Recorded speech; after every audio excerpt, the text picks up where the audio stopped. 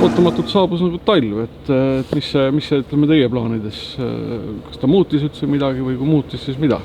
No mis ta muutis, naljatades reede hakkasin tulema Lõuna-Eestis, siis hakkas meil ka tund tulema. Ma veel naarsin, et äkki peab talverehvid kaasa võtma. Ja noh, jah, siin Kesk-Eestis oli ikka väga crazy, aga ei, meil ei muututa midagi. Eks need ülesõidud olid natuke libedat, aga muidu oli kõik korras. Kuidas võistlus nii-öelda minema hakkas ja punktid leidsid? Hästi, igati võib rahule jääda. Korraldajatel 5+. Et väga äge. Vett oli küll vähe, auto on parine, oleks teadnud, oleks mingi 10. katse viimaseks jätnud, seal on ka vett, oleks vähe puhtam see auto olnud, aga noh, pole hullu. Kas auto pidas hästi vastu? Auto pidas hästi, nüüd avastasin mingi stabika varrasam puru, muidu on kõik tipp-top. Puhtaks, hool ja järgmis võistlust ootame. Esimene katse oli kohe pimedas õhtul, et kuidas nii-öelda rütmi kätte saite ja minema hakkas see võistlus? Sinna me läksime lihtsalt, et lähme sõidama läbi rahulikult ja siis üldse nagu ei tormanud, ühtegi viga ei teinud ja siis pärast tulemustest oli see, et olime nagu esimesed. Endalegi üllatuseks? Jah, täitsa üllatus.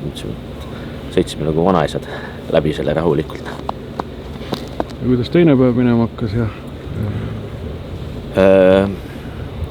Vaatasin mingi, et hakkame järjest võtma siit ülevalt neid katseid ära ja siis kuidas aega jääb, et sinna publiku katsele jõuda mõistlikul ajal. Siis järjest sujus, et kuidagi hästi läks. Jooksis hästi, suuri vigu polnud ja tehnilisi probleeme ka suuri polnud. Vahepeal ühe katse ajal tegime väikse remondi, sinna ka läks natuke ühel katsel aega, aga muidu sujus kõik. Ait sai kaardi lugemise hästi hakkama ja see kõik läks livedalt, mingit seiklemist, eksimist ei olnud. Esimene katse läks meil natukene nässu, kuna me tegime strateegilise vea ja startisime esimesena. Läksime rada otsima. See on nagu selle võistluse juures kõige raskem, et kui jälg ees ei ole, siis on keeruline sõita. Aga saime jälje kätte ja tagant tulijana on alati eelis selles mõttes, kui sul on jälg ees, keegi on sõitnud tee ette sulle, siis sealt saad palju kiiremini kui esimesena. Ja nii oli. Ja siis tulid meil järgmised katsed. Ja seal sai ka hommikul kohe otsida, teha jälge. Sest kedagi ei olnud enne läinud ja olime jälle esimesed. Ega ei ole ju aastatega õppinud ka, et tasub hiljem startida, et oota natuke. Kokkuvõttes ju ikkagi esikoht tuli, olimata kõigest. No stabiilselt tuleb liikuda, see on see võti, et kui sa kogu aeg liigud, siis ikkagi tulevad punktid ja mida kiiremini seda parem. Veakuga võis olla ka keeruline mingitesse kohtadesse nagu mahtuda? Jah, see oligi probleem, et meil on auto 2,5 meetrit lai ja siin teised autod on kitsamad. Tavaline on selline 2 meetrini laiune auto ja rada on pandud 2 meetrise autoga, et ei mahu igale poole, siis tuleb otsida kõrvalt ja üle sõita mingitest asjadest ja on selline teistmoodi. Ja lisaks on ta veel meeter kõrgem ka, mis oli ühel katsel nagu, et kui väikese autoga käib vastu katust, siis suurega on seal pool teesiklaasi mingisugune suur puu, et pead ikka nipitama tükk aega teine kord. Oli ka seal ühel katsel, kus me sõitsime lihtsalt maha kukkunud puid, mis on nagu reaalselt ongi 1,5 meetri kõrgusel, pidime neid maha sukkuma, et sealt üle saada, sest kõrvalt kuskilt ei saa ja ei mahu. Aga õnnestus meil ja sealt, kes järgi tulid, neil oli ilmsesti seal kiirem, sest me olime selle eeltöö ära teinud, nii-öelda raja sisse sõitnud ja puud maha sõkkunud. See oli selle võistluse juures nagu kõige keerulisem.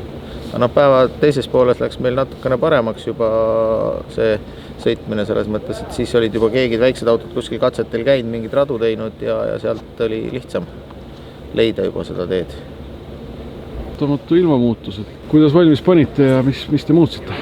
Reedese katsega sai teada, et on riideid kihte liiga vähe, et sai siis panda rohkem kihte alla, et oleks soojem, aga ikkagi kohati oli päris külm, et oli vaja välja laskes siis kindlat soojendada, et näppude tunnetus tagasi tuleks, et ikka vahepeal kiskus väga külmaks ja eks te masinal on parajalt jääs ka nüüd, et vintsi vabastused asjad ei toiminud ära, sest et lihtsalt käisi ots üle jääs kuubik sisuliselt, et sellest oli nagu ebameeldiv, aga tuli nagu rada oli äge.